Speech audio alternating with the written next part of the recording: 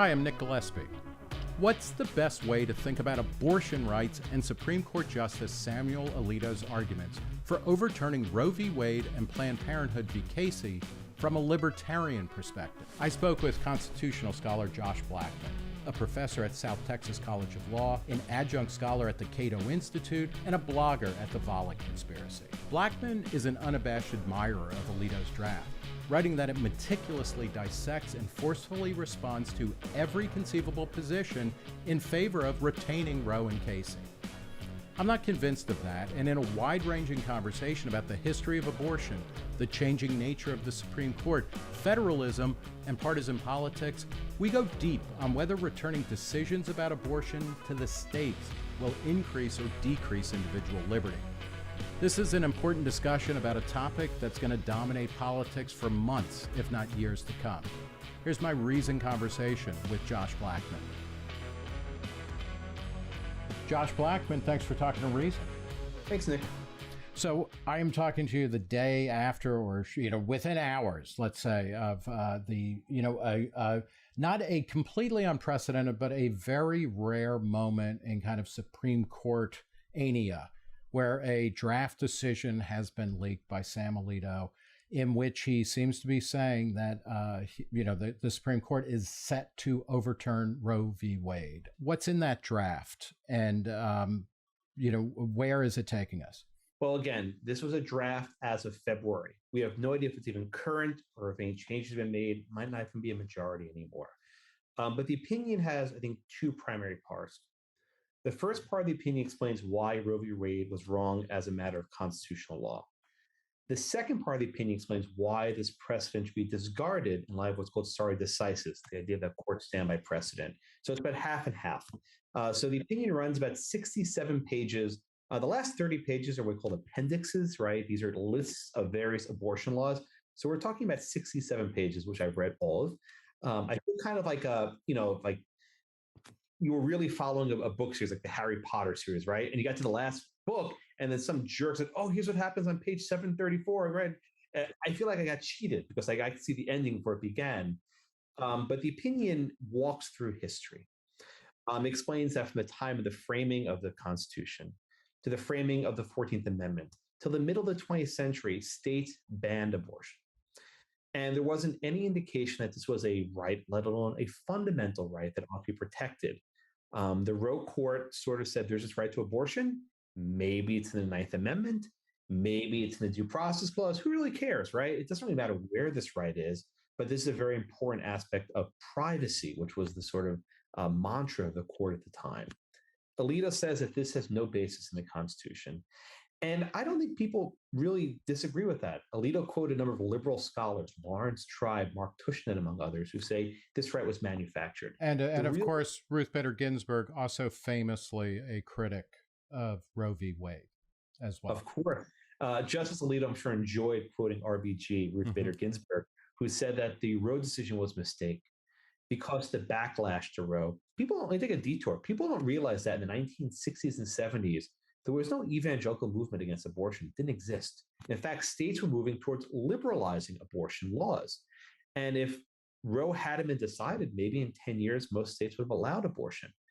Ginsburg's criticism was very pointed. You said, by intervening in the matter quickly, the Roe court created a backlash, this sort of opposition to abortion, which is now 50 years old and maybe might claim a victory in the very near future. Although, I mean, it's interesting because Alito, part of that argument is that, like, had we let the states work through this, we would have resolved this issue without the kind of, actual violence. I lived in Buffalo in the 90s when there were actual, violent altercations and murders of abortion providers. So there's a long history of violence that got ushered in. But part of it is because Alito also points out that, when at the time of Roe, 30 states still banned abortion completely under all circumstances. So it's kind of odd to think that, there was no right, but we were about to get the right and things would have been rosy. I guess I'm just challenging the, one of the criticisms of Roe v. Wade, which I think makes sense, is that when the Supreme Court decides something overnight and says this is the law of the land, it polarizes people.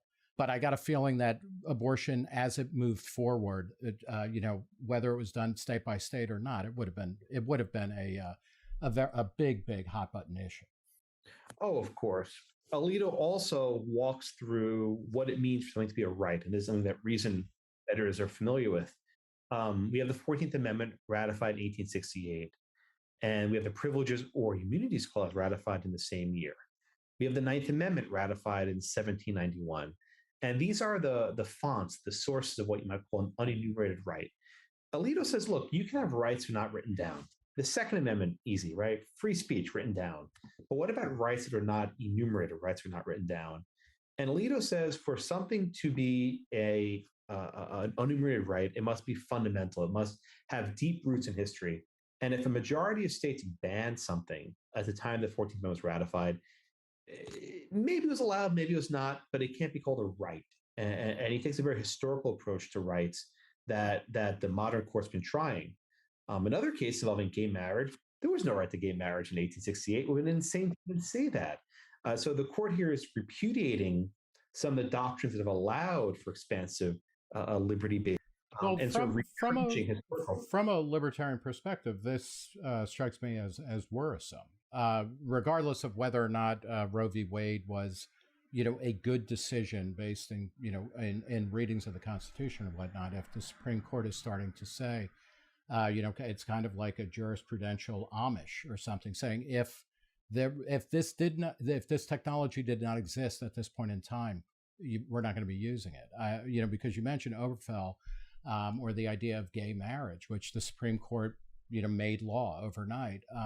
Is that also up for grabs now from the analysis that Alito is putting out there? Right. So the $1 million question is, where does this lead? The draft opinion says very clearly we're only talking about abortion. All right. Why? The court says abortion is unique, and that's the only unenumerated right that results in the death of another, right? The ending of another life, which is a contested point to be sure. Right. But in the original Roe decision, there's a lot of reference to potential life. Now we might talk about, or certainly pro-life people talk about unborn children and things like that. But Roe in the Roe decision, they were talking about potential life. Right. Right. Alito suggested that gay marriage and perhaps contraception otherwise does not have the same sort of risk to other lives because it's more of a personal decision. Maybe you don't believe him, right? Maybe you think the next thing that's going to happen is the overall gay marriage. I think my response to that would be, there's no march on Washington every year to overrule gay marriage. The decision in Obergefell is about 7 or 8 years old now. Opposition, I think, is almost faded to nothing, right? There's no march on Washington to ban contraception. My goodness, I don't think that would work very well. Not be a very fun march, right? But there is a ban on march on Washington every year for abortion. It's this singular issue, I think, that continues to divide, which I just don't think there's any appetite to ban gay marriage. So, part of what Alito says, and I want to get to the discussion of stare decisis in a minute, but, he says there is no fundamental right. It's not a fundamental constitutional right. There's no basis in the Constitution or in our history that abortion, has a long history of this kind of stuff. And so but then he doesn't say there will be no abortion, because what he's actually saying is that this gets kicked back to the states, and individual states will come up with different kinds of abortion regimes. Just to clarify your understanding of that, does that mean certain states will be able to ban abortion completely and others will be able to, say you can have, what are sometimes called late-term abortions, or abortions up to the moment of delivery of the fetus, of the child, whatever you want to call it? That's right. This decision would restore abortion to the political process. If California so chooses, they can allow abortion until the moment a baby takes its breath. In Texas, they can ban it from conception, although people don't usually know they're pregnant right away, but they can ban it from a very early juncture. And in fact, Texas right now is at 6 weeks, right? Correct. Yeah. So. And it's not even clear if most people even know they're pregnant at 6 weeks. Some do, some perhaps don't. But it will be reserved to the states to decide. What's significant, though, is the court did not accept the fetal personhood argument, and this was bandied about. The argument goes like this. The 14th Amendment says states must provide equal protection under law. right? Failing to prohibit abortion is denying life to the unborn. And there's actually an argument that the 14th Amendment requires a ban on abortion. Nothing in the majority opinion gives any weight to that position. So again, federalism. If California wants to allow abortions to the ninth month, good for you, California. If Texas doesn't, then Texas can ban them earlier. And a number of states have actually, I know I spoke recently with Colorado Governor Jared Polis. Colorado is a state that recently incorporated a kind of Roe v. Wade guarantee of a right to an abortion in their state laws. So a bunch of states have anticipated both Roe v. Wade being overturned to establish pro-life or pro-choice positions, because there's also a number of states that have laws on the books saying that if Roe v. Wade is invalidated, abortion is made illegal automatically. No, I think that's exactly right. States have the power through both legislation and state constitutional law to enshrine a right to abortion. I don't know how much weight that carries, but it ensures that if a state values values abortion, they can protect it. Can we talk a little bit more about unenumerated rights? Because some of these, there are two broad ways of talking about unenumerated rights, right? Where and I'm trying to remember, I think it's Stephen Macedo who talked about, who criticized Antonin Scalia decades ago, saying, you either think that there are rights that are islands that are surrounded by the ability of the government to do whatever it wants, or the government, has these tiny places where they can call the shots, but otherwise it's all hands off. But this is that question of unenumerated rights. What are some of the unenumerated rights? You mentioned a couple, but what are they that have been recognized? And how do we, how do we know it's an unenumerated right or it's something that's up for majority rule, at the state or local or federal level? Right. So let's go back to the very beginning. It's a perfect place to start.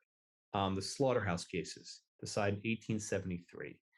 Louisiana and New Orleans enacted a monopoly that gave one firm exclusive control over butcher shops. If you want to slaughter an animal in the city of New Orleans, you have to go to this one butcher shop, the Crescent City butcher shop, the slaughterhouse. The butchers in this town said, wait a minute, we have a right to earn our own living, right? We have a right to our livelihood. And they went to the Supreme Court. And they said, we have this right protected by the Privileges or Immunities Clause of the 14th Amendment. Supreme Court split 5-4 and rejected that claim. This was one of the very first arguments about unenumerated rights in the Supreme Court. The argument that you have this right to earn a living. Fast forward a number of years, the Lochner case, right? New York enacted restriction on bakeries. Bakeries could only have people working a certain number of hours per week. Supreme Court 5-4 said, yes, there is a right to earn a living, the right to make contracts in the Constitution of the United States, and New York had bridged that right. Then go to the 1930s. Supreme Court reverses that, saying, no, the Due Process Clause doesn't protect this unenumerated right. And that's where things stand to this day. So if you want to ask me what is an actual unenumerated right from an originalist perspective, contract is up there, right? If you read the debates over the 14th Amendment, the Freedmen's Bureau Act, Civil Rights Act 1866, all these laws discuss rights of contract, rights of property. And so I'm fairly confident saying that the right to earn a living is such a right because it's historically based. But what happened in the 1950s and 60s and 70s was the Warren Court began to look to modern rights, contraception, abortion, right? These rights don't have historical pedigrees. They don't. But it's almost perverse that this idea of unenumerated rights was sort of tainted by these postmodern rights. Whereas we had a case like Lochner that actually had a historical basis, have been relegated to the ash heap of constitutional history. Can I ask, let's talk about contraception, because that is, obviously there are contraceptive methods that have been around for as long as, I'm sure Neanderthal man was working on the first Trojan and things like that. But, the birth control pill only came on the market in the very early 60s.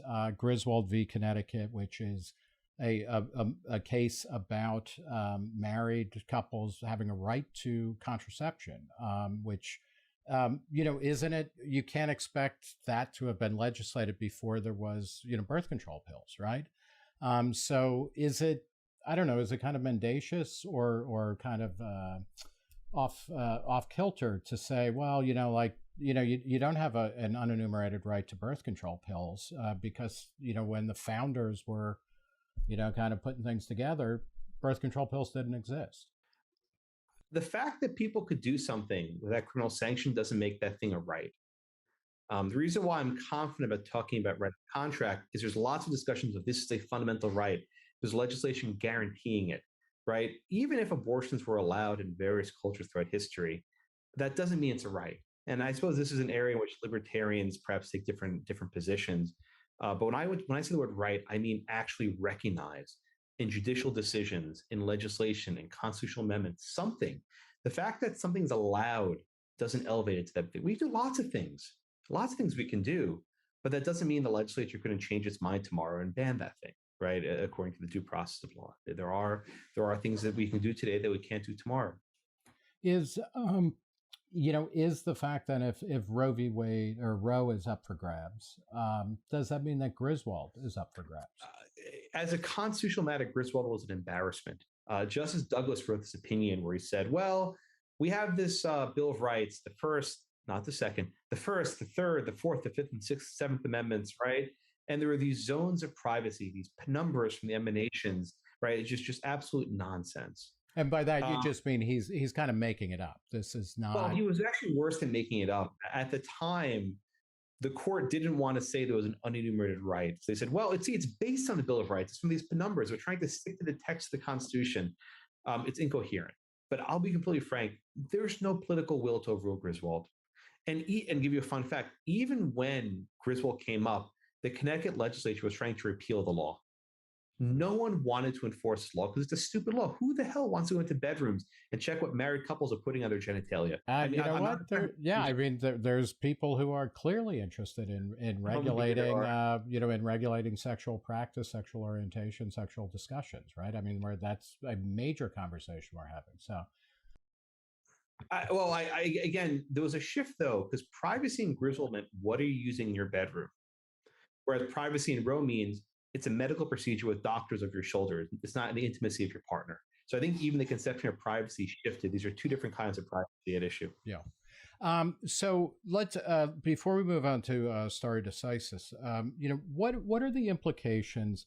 Roe gets overturned. The Supreme Court says, okay, it's done. People like Chuck Schumer have talked about, he's talked about Congress moving to pass a national legislation guaranteeing a right to an abortion. Is that possible? Is that likely? Will that pass judicial muster? I think that the first question, of course, is a filibuster. Are there votes for it? Probably not. But let's assume there are votes. Could Congress even pass national legislation protecting a right to abortion? Not after this decision, right? And the reason why is the case called Bernie versus City of Flores from 1995 or 6, right? This case held that the Supreme Court gets to decide what the Constitution says, not Congress. And if the Supreme Court says 14th Amendment does not protect abortion, then Congress would lack the power under the 14th Amendment to regulate abortion. And maybe they could try under their commerce power or something else, but it would be a stretch. So really, I think that sort of legislation is dead on arrival after the Dobbs case. Okay, and so the Commerce Clause, which is used by Congress to basically pass or legitimate almost every law that they pass, that would not pass muster to say the right to, or the availability of abortion throughout the country would have an effect on interstate commerce. It would screw things up. I mean, and certainly the Commerce Clause has been used very elastically to kind of underwrite different types of things, but you think that would not work in something like this? I think it would be dead on arrival. I really do. I don't think that legislation would work. When we're talking about interstate commerce, right, economic activity, I suppose the Congress say every abortion is a type of economic activity because it involves the surgical tools and things of that nature. But this should pretty clearly be seen as a way of getting around the Dobbs case. So I think it would probably not work. Ruth Bader Ginsburg, as a lawyer for the ACLU, was involved in or almost involved in an abortion case that was about to go to the Supreme Court when it was settled, involving I believe it was a woman who was in the Air Force who was pregnant. She wanted to advance, and at the time, this woman became pregnant, and she was offered either to have an abortion or to leave the service. And abortion at the time was not legal. This was, I guess, around 1970, but it was on military bases. Ginsburg wanted to push the idea that there was equal treatment questions here, because the woman would not be able to continue doing her job without access to an abortion. I guess what I'm getting at, would the alternative argument for abortion rights that Ginsburg actually preferred to the Roe case, would that be revived, do you think, assuming Roe gets thrown out? Well, Ginsburg long argued that a ban on abortion is actually more sex discrimination, right?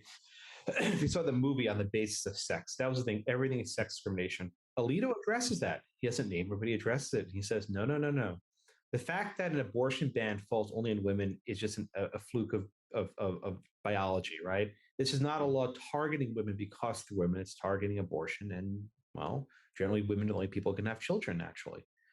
So I think even the Alito opinion sort of undercuts the argument that Ginsburg advanced for many years, without at least naming her. How do you define your kind of judicial philosophy in terms of unenumerated rights? If we're going on a scale of like either, is anything, and maybe it's not a right, but are things mostly allowed if they are not specifically banned, in the Constitution or by the legislature? Or does the government have a broad range to kind of structure people's choices and activities? I sometimes feel like I'm an apostate among libertarians because I take some more of a more narrow view. Here's what I'd say. I have a broad conception of unenumerated rights where I constrain it when I get to the courts.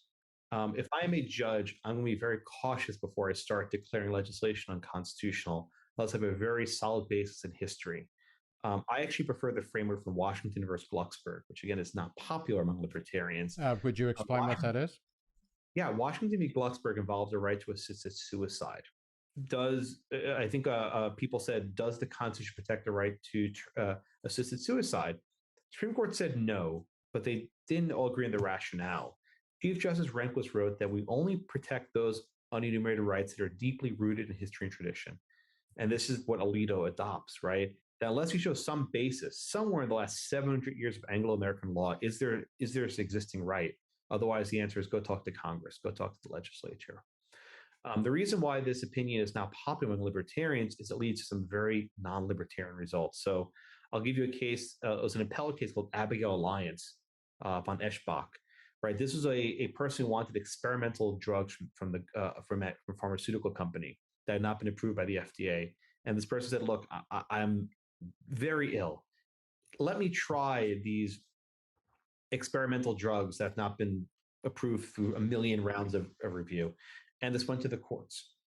And the courts applied the Glucksberg case and said, well, there is no deeply rooted right, the specific right to have access to treatment. So, wait a minute, don't have a right to self-defense, right? Don't have a right to defend my own body. And the court said, well, but that's too high of a level of generality. You need a more precise right that's defined. So I think at the margins, Glucksberg has some problems, right? This can you defend your own life by using experimental drugs? I'm sympathetic to the argument. But when we're talking about the Roe decisions, well, maybe it's the Ninth Amendment, maybe it's the 14th Amendment, a little bit of country, a little bit of rock and roll. Who really cares, right? Mm-hmm. I just can't get behind that opinion. So, Alito also at one point, and I would recommend anybody who's watching this actually go read it, because I have a background in literary studies, so I know nothing about law, but this is eminently readable, the logic behind it, et cetera. It's and it's obviously important stuff. But at one point, Alito says that a right to an abortion doesn't hold up. And it also, because it naturally leads to a right to illicit drug use, prostitution, and the like. From a libertarian perspective, again, I'm looking at this not simply about abortion, but, this seems to be the Supreme Court starting to say that, your right to be left alone or your right to do whatever you want is going to be constrained in ways that, are going to be serious and profound. And I mean, do we not have,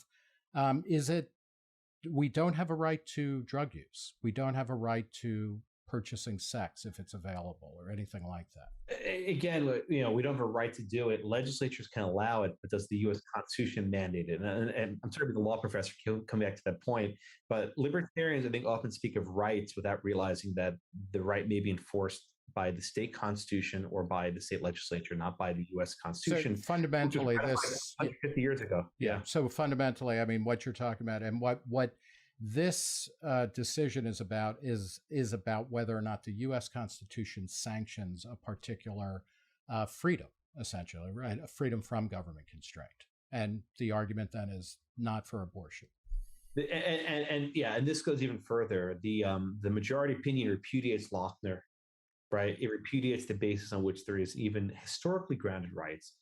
I think this opinion more or less slams the door shut on what's called substantive due process, the idea that the due process clause protects these rights. And it had been on life support since Justice Kennedy retired. This opinion, if it's actually adopted, slams the door shut. So can we talk about a bit about that? Because I think the last time, kind of non-lawyers were, talking about procedural due process versus substantive due process, really had to do with Robert Bork and an idea of majoritarianism versus the idea that certain activities or certain rights that people have are not open for a vote.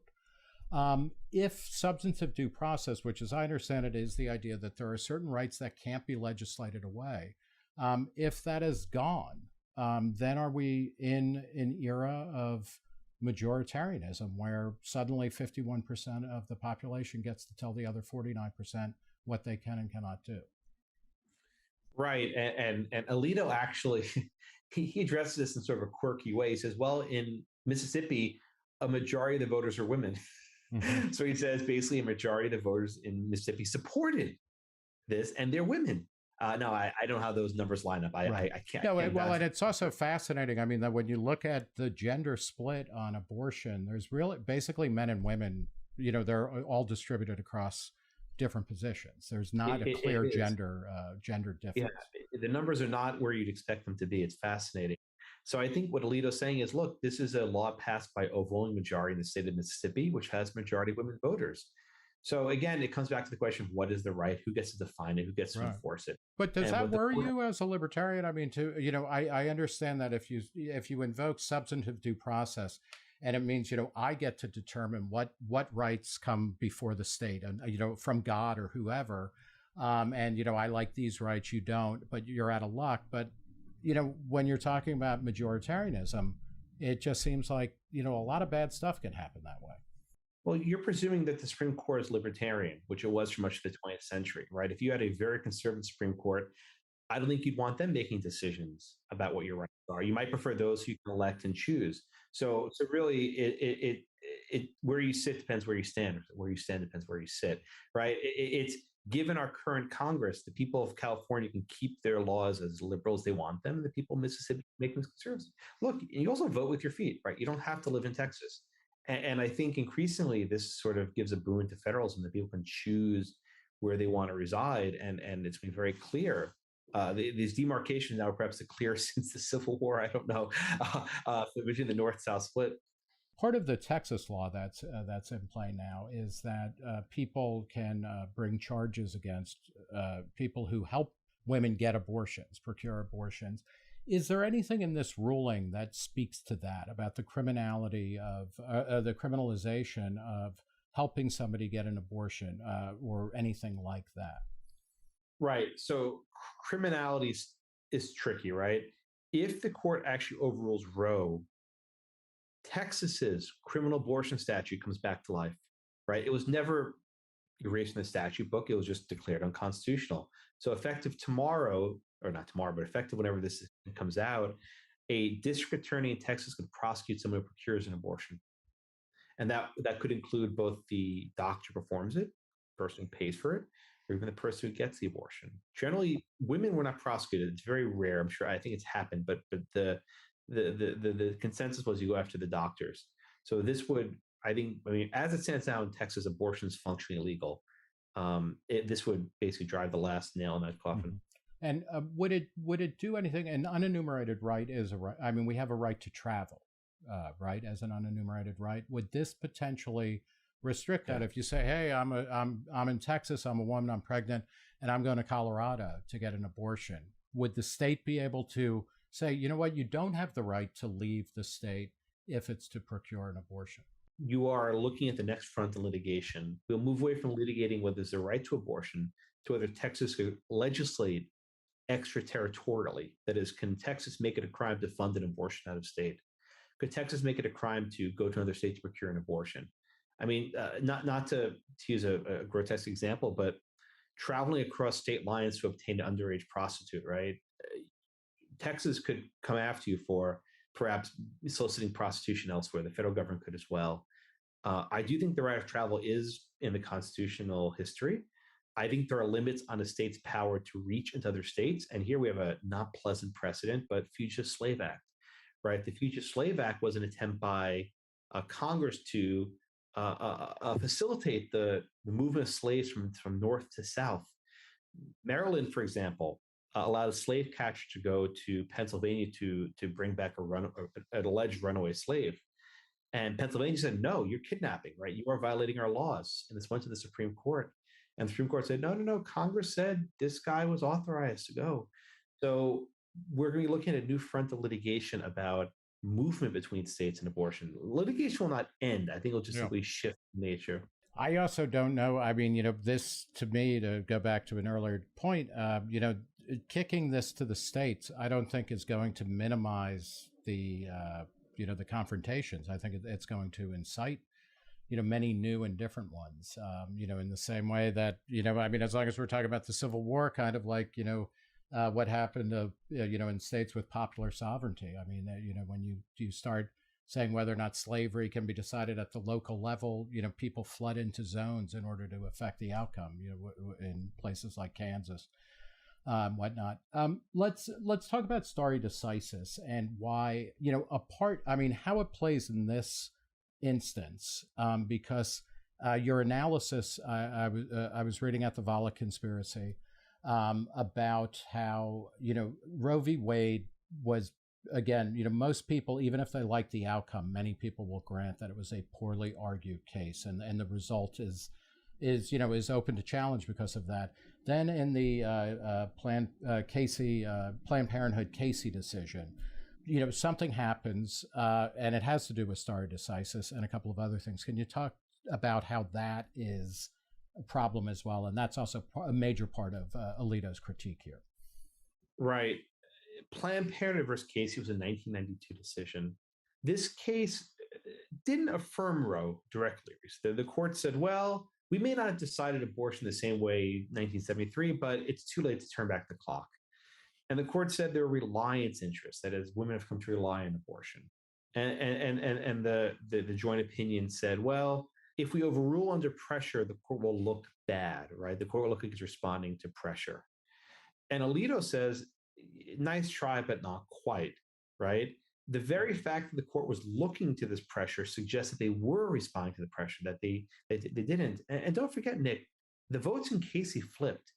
After conference, there were 5 votes over Roe v. Wade, and Justices Kennedy, O'Connor, and Souter formed this triumvirate, this plurality opinion that saved Roe. So I sometimes feel like we're living history all over again, right? Nothing ever changes, just the years and the dates. We're living the same, playing the same script. With stare decisis, so I mean, and I know early on in his Supreme Court experience, Clarence Thomas was often attacked for, he would say, like if something had been decided wrongly, we should not be bound by that. And that was seen as a kind of, how dare you, because people were afraid he was going to overturn decisions they wanted. But is that, essentially what Alito is coming to, is that, when decisions have been done wrongly, and even if they're around for 20, 30, 40, 50 years, which maybe not be as long as, 150 years or something like that, but, stare decisis is not as important a kind of legal principle as people want it to be. Right. Justice Thomas has been very clear on this point. He said that in the context of constitutional law, stare decisis is not as important. It's very hard to amend the Constitution. And if we stick by precedent, the first court gets to decide everything, right? The Warren Court overruled precedents like it was nothing, like you're flipping flapjacks, right? Well, you get a precedent, overruled Miranda, overruled Gideon, right? Every case was overruling precedent. Why do they get the last word on things? And I think what the sort of failure of the Rehnquist court was to not only rein in these Warren court precedents, but to overrule them.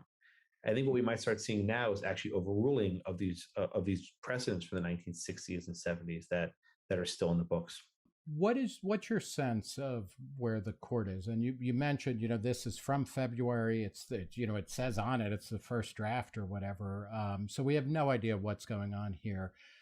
We had, a couple of recently appointed justices who are, Republicans or appointed by Republicans who all in various ways kind of said something along the lines of, I think Roe v. Wade is, they nodded or scratched their nose or whatever when they were asked, is Roe v. Wade settled law? What do you think is likely to come out of this? Well, look, I watched the confirmation hearings carefully. It's this very carefully scripted dance. What Kavanaugh said is, we don't overrule precedents unless they're egregiously wrong. I mean, that's the language used, egregiously wrong. Guess what Alito said in his opinion? Roe is egregiously wrong. So, there it is. And he even links to Kavanaugh. I mean, Alito, this is a number of people have pointed to this. I mean, his footnotes, he's kind of stroking some of the people whose votes he's currying, right? The phrase he's trying to hold five, right? He's trying to keep his majority together. And there's little footnotes to Kavanaugh, a little bit to Barrett, a little bit to Gorsuch, and a little bit to Thomas. Yeah, there's this one footnote about how abortions are predominantly performed on young Black babies. I mean, that's a Clarence Thomas footnote if I've ever read one, right? Which is also fascinating because it kind of elides the idea, well, maybe Black women have more reasons to have abortions, right? I mean, yeah. But yeah, you can read that, I guess, the other way. Yeah, no, I mean, it's just kind of like, that strikes me as an odd attempt to, basically take out of, take the will of the people having the abortions out of the equation.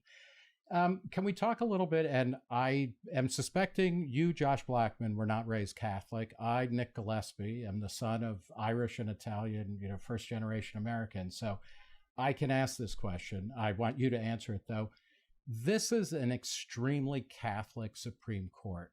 And, how does that factor into all of this stuff? Because it does seem, irreducibly at some point, whether you're pro or against abortion, there's some kind of theological component there about either, when life begins. And because I think everybody agrees that once a fetus is a person, okay, no abortion, but where you locate that and how you locate that, there's a religious component to it. And how many people on the Supreme Court are Catholic now? It's like a majority. Well, it depends how you count, right? Justice Sotomayor was raised Catholic, but maybe we use a lapsed Catholic. Is that the phrase we use? Yes, or a not practicing Catholic? Yes. I don't know how you describe it. Look, funny story. Justice Kennedy was picked in part because he was a devout Catholic, and look where that wound up. But without question, the 5 members of the majority are all Roman Catholic. And I think that it's a very easy way to just sort of paint them as being led by their beliefs. I think it's more the judicial conservatives, and Roe v. Wade has been the white whale for 5 decades. If they were, and Gorsuch is sort of Catholic/Protestant, his exact faith is not entirely clear. I don't think it would make a lick of a difference which way they went. What do you expect to happen?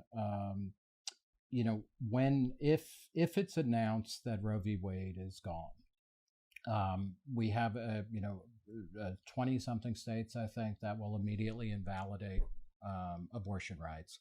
What's the outcome to that? Like, is that and this is beyond a kind of legal analysis, but what's the social cultural kind of fallout from that? Well, I think that when you have this sort of decision, it will create immediate ripple effects. Many states have what are called trigger laws in effect, which effectively say if Roe's overruled, we go back to a pre-Roe law. And that would be, I think, just about immediate. Some people might say it might take 30 days for the mandate to issue. I don't think it would. I think once the court decides it, states can go ahead on their own. And I suspect abortion groups have basically funds set up to transport women out of state, et cetera. But there'll be a lot of friction. There'll be a lot of conflict. I think you alluded to this earlier. And Alito sort of predicts this thing. Look, we can't predict what will happen. Our job ends here. What's crazy about this leak is we know it happened, right? We saw the backlash, the reaction before it even happened. So in some ways, the sort of the steam, the band-aid was ripped off, right? The steam was let out of this conflict because we got the preview. And I think in perverse ways, the leak makes it easier to get to that result.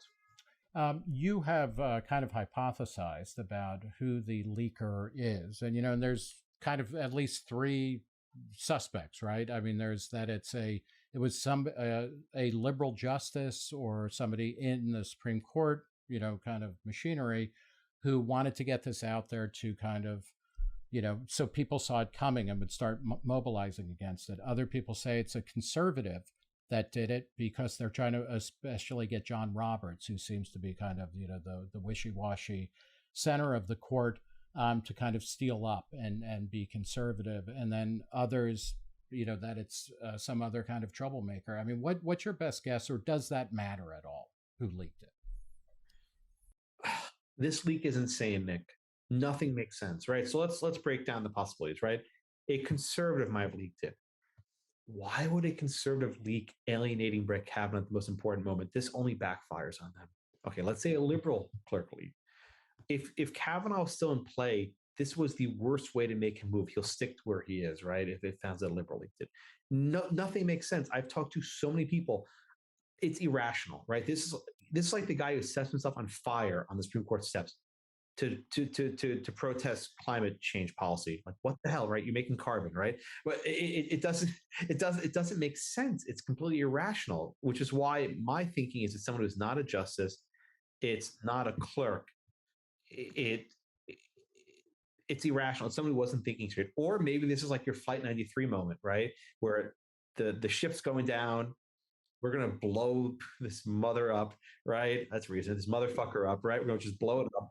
I forget where I am. I'm not on TV now, right? And just let the ship go down burning. I don't know. You're a smart dude. What do you think? Who does this help? I have no clue. Yeah, I would tend to, I think about it less in terms of who would it help and more that it happens because this is what happens now. We live in a world of kind of forced transparency, with WikiLeaks and Edward Snowden and the Panama Papers and, revelations about the Catholic Church or about the United Way defrauding people. So this type of stuff is going to come out, one way or the other. And then I guess the question is, what are the effects, not simply in like this particular decision, but one of the arguments, and somebody, the former libertarian member of Congress, Justin Amash, tweeted out, who's a lawyer by training, said, this type of thing is terrible because justices need to be able to kind of do draft decisions and share them with their colleagues to get the best arguments and to kind of round things out. So he's anti this kind of leak. Is that a good read, do you think, or is that, special pleading? I don't know. I think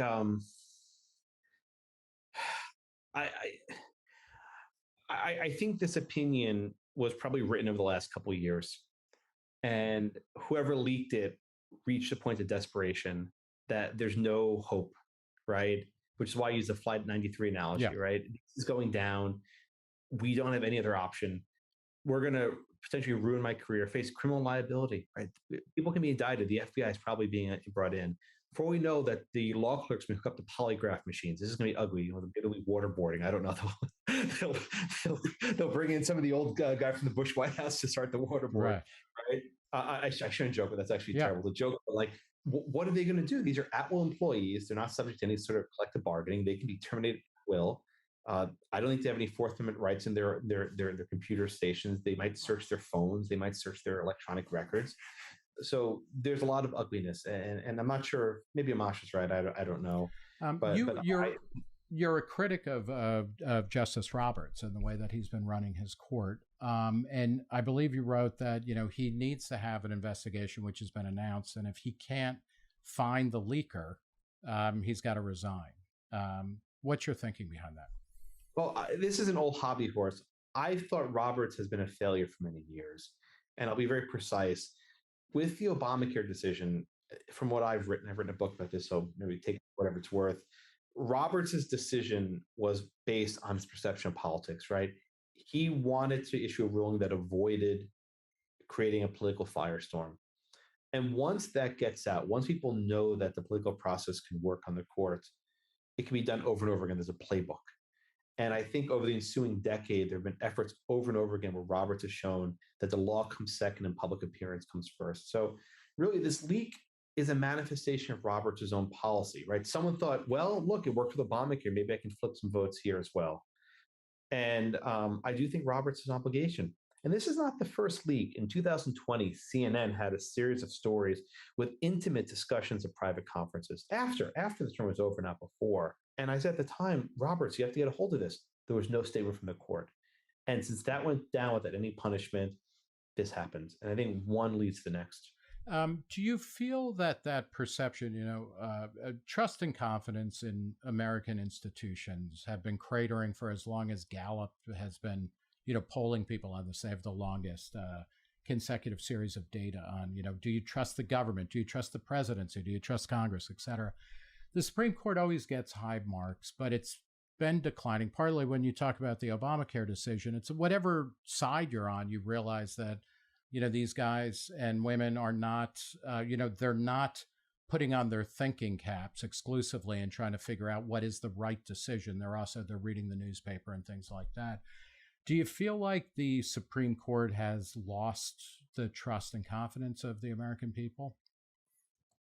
I do, and I think that this this leak exacerbates it. Right, this leak makes the public confidence worse because now the court's on offense or is on defense, which gets confused. Right now, they're getting defensive. Right, they're having to defend their institution that was already under attack.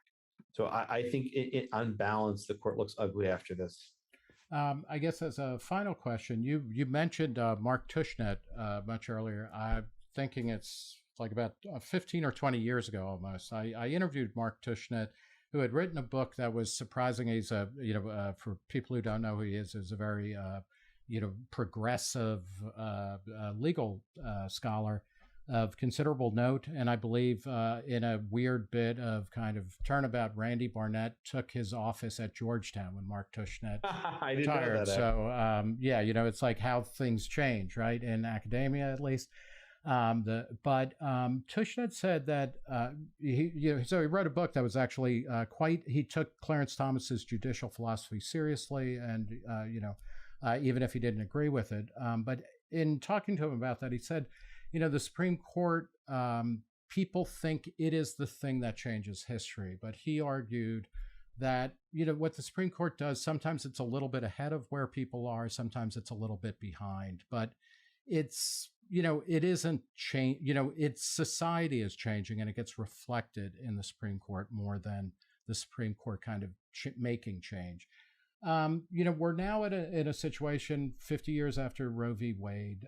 Popular opinion on abortion really hasn't changed very much. The same percentages are in favor of it being illegal under all circumstances, legal under some circumstances, legal under all circumstances.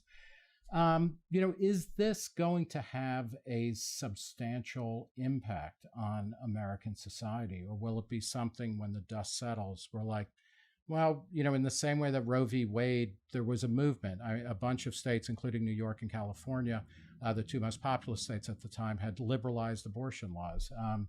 Is when the dust settles, is this going to be like, well, we were going back to a place where we're going to be more federalist about our abortion laws? I don't know what the post-Roe world looks like. It's actually very hard to predict. I think in at least the immediate aftermath, there'll be moves to ban these procedures in large numbers. And look, maybe those policies aren't so popular, right? Maybe once people realize, like, well, I want this, and maybe there might be political shifts. It's not guaranteed that the political movement to ban abortion stays as it is now, right? Other countries in Europe that are not subject to Supreme Court review have crafted different balances in abortion. And maybe you need a medical necessity, right? Maybe there are different procedures that are banned, right? Maybe women get incentives to get abortions earlier rather than waiting, right? Society can sort these things out. Exactly how I couldn't tell you, but I wouldn't make any predictions. The human society is complex. We know this, and trying to game out something this complex is insane. I think what Alito's doing is saying, let you guys figure this crap out. It's not our problem anymore. It's interesting. Most people don't realize that the United States has much more liberal abortion laws than Europe. And maybe we are coming more in accordance with Europe. But can I ask, what is the role also then of from a libertarian perspective? You can have laws, but then, how do you enforce them, or, particularly activity that adults want to engage in? So we know that the drug war does not work. It has effects. I mean, it creates black markets. It ramps up many of the harms related to drug use, to anything related to black markets. It makes treatment harder to come by and things like that. And it does reduce use, probably, almost certainly. Alcohol prohibition did in the 30s. Is that going to be in play here if, large parts of the country become abortion free, but then we see a rise in back alley abortions or illegal abortions and things like that? Well, let me take your question perhaps a little direction. About 20 years ago, my colleague Randy Barnett litigated the Gonzalez versus Raich case, right, arguing that the federal government cannot criminalize locally grown marijuana. Randy lost 6-3. He only got 3 votes, and I appreciate you bringing that up because But in the I guess we're now 17 years or so since Raich, the thinking on marijuana has changed radically. Right, there have been movements in states to try to legalize it that were not illegal. There have been medicinal marijuana. There have been dispensaries. You know, among everyone else where this is going. So who knows? Maybe in 15 years, sentence and abortions will change in the absence of judicial review. Right? Maybe there'll be movement to legalize more broadly. I perhaps as the Burkean, maybe the Burkean's pulling my strings. I would much prefer that change comes from some sort of democratic process of persuasion than what 5 or 7 lawyers in the Supreme Court decide for us all. And maybe that makes me a bad libertarian, but my constitutional bona fides pull me in that direction every time. Okay. Just a final question on that, because, here we are, 2 guys, talking about abortion rights, which impact women obviously much more directly than us.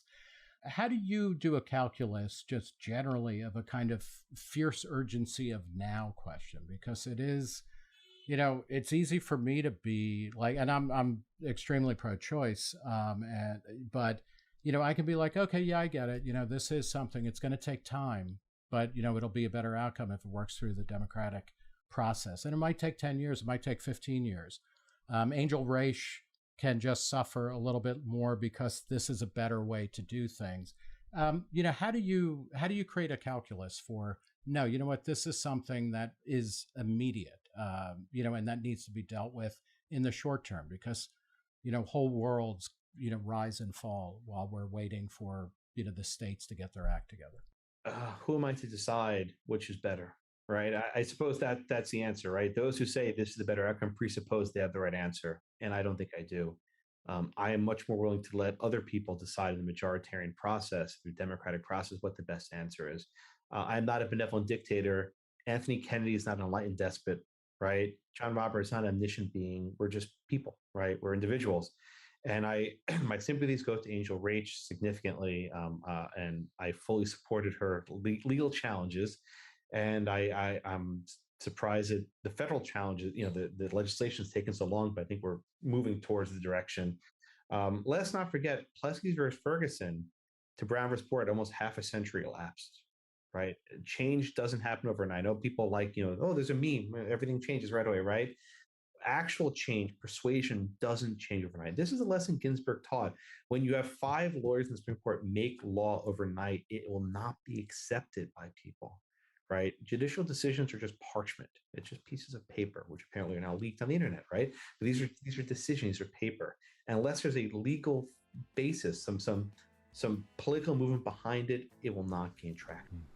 All right, we're going to leave it there. We've been talking with Josh Blackman about the Samuel Alito draft,